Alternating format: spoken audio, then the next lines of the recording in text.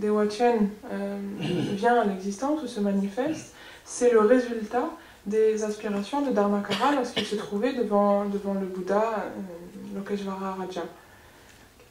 Et à ce moment-là, Dharmakara a aspiré à ce qu'il puisse manifester, grâce à son mérite, grâce à sa vertu, grâce à ses aspirations, une terre pure qui est particulièrement noble par rapport aux autres terres pures, parce que dans le sens où même les êtres ordinaires pourraient reprendre naissance.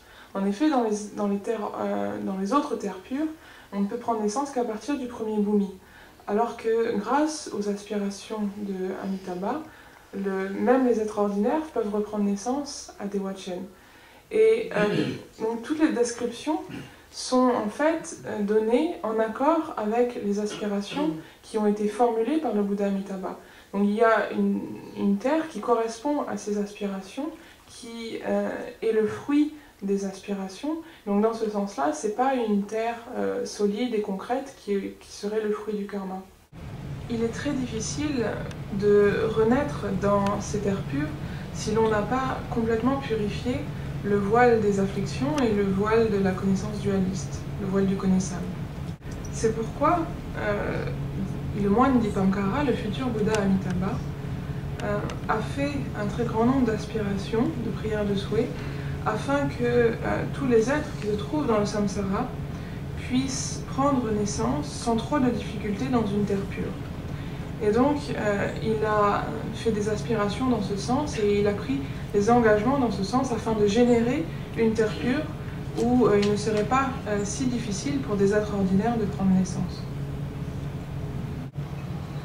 C'est pourquoi Dharmakara, le futur Bouddha Amitabha, s'est engagé devant le Bouddha Lokeshvara Raja à parcourir le chemin qui le mène à l'état de Bouddha et à manifester, lorsqu'il aurait atteint l'état de Bouddha, une terre pure qui rassemblerait toutes les qualités de toutes les autres terres pures, qui serait particulièrement noble dans le sens où elle permettrait, même à des individus ordinaires, c'est-à-dire des individus qui ne sont pas encore réalisés, de prendre naissance dans cette terre pure. Et le moment où ils prendraient naissance, ils purifieraient leurs différents voiles, le voile des afflictions et le voile de la connaissance dualiste, et ainsi aucun être dans cette terre pure ne souffrirait des différentes souffrances du samsara. Et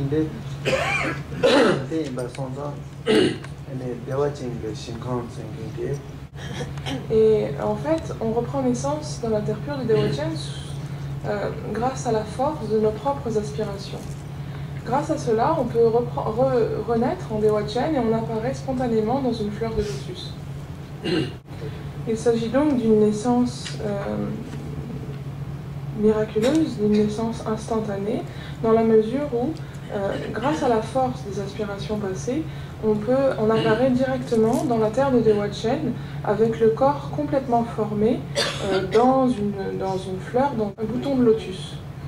Et donc dès qu'on apparaît, le corps est complet, il est déjà complètement formé.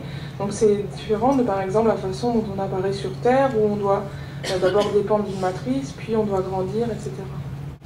En ce qui concerne une naissance dans Dewa Chen, il y a bien sûr un certain nombre de causes et de conditions à rassembler, mais la condition principale qui fait que l'on prend naissance dans cette terre pure d'Amitabha, c'est qu'on a formulé des aspirations, des prières de souhait à renaître dans ce lieu.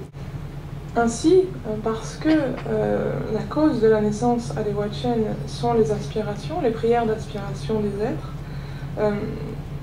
ces êtres peuvent prendre naissance dans ce lieu sans avoir à dépendre de parents, d'un père et d'une mère. Et lorsqu'ils y prennent naissance, il n'y a pas de différence entre certains qui ont un beau corps, d'autres qui ont un corps laid, certains qui ont de la richesse, d'autres qui n'en ont pas, etc., etc. Il n'y a pas de différence entre les différents êtres, parce que les êtres prennent naissance dans ce lieu non à cause du karma, mais grâce à la force de leurs aspirations. C'est pourquoi, par exemple, Karma Chakme, dans sa prière de souhait de Dewa Chen, dit que lorsque l'on prend naissance dans Dewa Chen, tous les êtres qui prennent naissance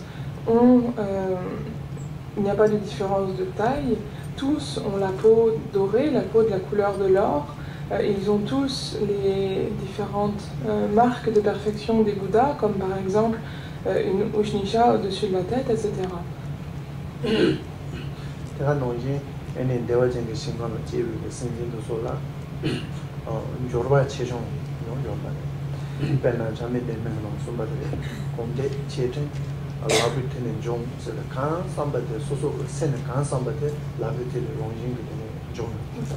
Il n'y a également aucune différence dans la richesse, les possessions des êtres. En effet, comme le dit Karma Chakme dans sa prière de souhait, lorsque l'on se trouve en Dewachen, il suffit de penser à quelque chose pour que ça se trouve dans nos mains, pour qu'on l'obtienne immédiatement. Donc en tant qu'humain, il est nécessaire de reprendre un très grand nombre de naissances pour pouvoir atteindre l'état de Bouddha. Dans la terre pure de Dewachen, au contraire, c'est sur la base de ce corps que l'on obtient lorsque l'on reprend naissance en Dewachen que l'on peut parcourir l'ensemble du chemin qui mène jusqu'à l'état de Bouddha. Par exemple, en effet, lorsque l'on a obtenu ce corps, on obtient un corps qui est libre de tous les voiles, que ce soit les voiles des afflictions ou le voile de la perception dualiste. Et donc, on peut par exemple manifester un corps dans les royaumes inférieurs, par exemple dans les enfers ou chez les animaux, pour accomplir le bienfait de ces êtres sans quitter notre propre corps. On peut également manifester une infinité de corps dans les différentes terres pures pour recevoir l'enseignement des différents Bouddhas qui s'y trouvent.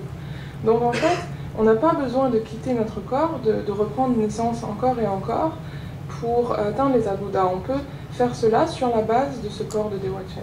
En Dewachen, le Bouddha Amitabha a fait des aspirations afin que les êtres qui y naissent puissent naturellement avoir, par exemple, la vision divine, ou l'audition divine, ou toute sorte de facultés suprasensorielles.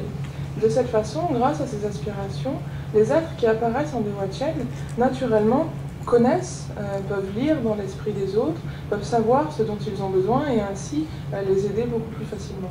Non seulement nous entendons le nom de Amitabha, mais également nous avons la capacité de pratiquer des sadhanas, par exemple comme la sadhana de Amitabha, qui rendent très facile une renaissance dans la terre pure de Dewachen. Donc c'est important de ne pas laisser filer cette opportunité, mais lorsque nous l'avons, faire des aspirations, des prières de souhait authentiques et faire tout ce que nous pouvons afin de rassembler notamment les 4 causes qui permettent une renaissance en Dewachen. La première cause, c'est d'avoir entendu une description de la terre pure de Dewachen et de méditer sur cette terre pure, c'est-à-dire de s'entraîner à tourner son esprit vers cette terre pure. La deuxième cause est d'accumuler un très grand mérite. La troisième cause est de pratiquer l'esprit d'éveil, de développer l'esprit d'éveil, la bodhicitta. Et la quatrième cause, c'est les prières de dédicace et les aspirations. Lorsque l'on parle de la dédicace, c'est le fait de reverser, de dédier tout le mérite que l'on a accumulé depuis des temps sans commencement et que l'on continue d'accumuler à l'éveil, à l'état de Bouddha de tous les êtres.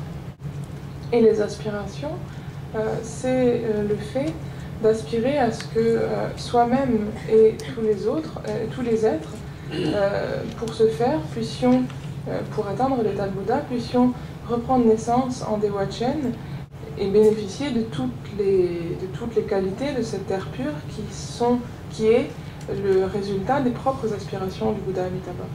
La pensée du bienfait d'autrui est cela même qui permet d'atteindre l'état de Bouddha.